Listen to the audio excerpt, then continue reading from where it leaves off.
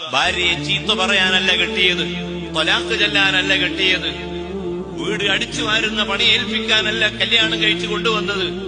അവളെ ഏറ്റവും മാന്യമായ രൂപത്തിൽ ശ്രദ്ധിക്കുകയും അവൾക്ക് ആവശ്യമായത് വാങ്ങിക്കൊടുക്കുകയും അവളെ ഉപദേശിക്കുകയും ചില യാത്രകളിലൊക്കെ അവളെ കൊണ്ടുപോവുകയും ചെയ്ത് ആ ഭാര്യയുടെ അവകാശങ്ങൾ പരിരക്ഷിക്കുന്ന വലഹുന്ന മിസ്ലുല്ലദി അലൈഹിന്ന, പുരുഷന് ഏതെല്ലാം അവകാശങ്ങളുണ്ടോ ആ അവകാശങ്ങളൊക്കെ സ്ത്രീക്കും ഉണ്ട്.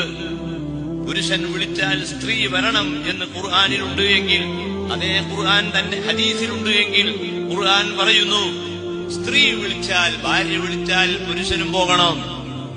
ഭാര്യ വിളിച്ചു, ഭർത്താവിനെ വിളിച്ചു, നിങ്ങളൊന്ന് വേഗം വരണം, നീ പറഞ്ഞത് കേൾക്കാനല്ല ഞാൻ എന്ന് പറയാതെ ആ ഭാര്യ പറഞ്ഞത് കേട്ടുകൊണ്ട് ആ ഭാര്യയെ സ്നേഹിച്ചും ഇഷ്ടപ്പെട്ടും കൊണ്ട് ജീവിക്കേണ്ടവനാണ് ഭർത്താവ് എന്ന മെസ്സേജ് ഈ ലോകത്ത് കൊടുത്തിട്ടുള്ള ആളാണ് ഹബീബ് റസൂലുള്ളാഹ്.